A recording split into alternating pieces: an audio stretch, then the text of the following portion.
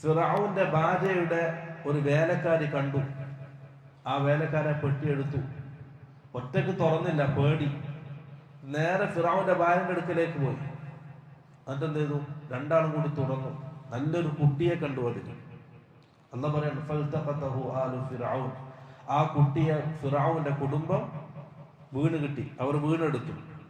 എന്തിന്? ലിയകൂന ലഹും അദുവൻ വഹസന.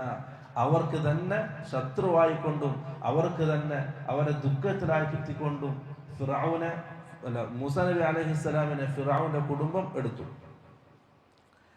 ഇത് കണ്ടപ്പോ ഫിറഔൻ കൽപ്പിച്ചു, ബനൂ ഇസ്രായേലിലെ കുട്ടിയായിരിക്കാം, കൊല്ലണം. ആ സമയത്ത് ഫിറഔന്റെ ഭാര്യ പറഞ്ഞു, വഖാലത്ത് ഇംറഅതു ഫിറഔൻ ഖുർറതു ഐനിൻ ലീ വലക്. ഇതിനെ കൊല്ലരുത്, ഈ മകൻ എനിക്കും നിങ്ങൾക്കും കൺകുളിർമയാണ്.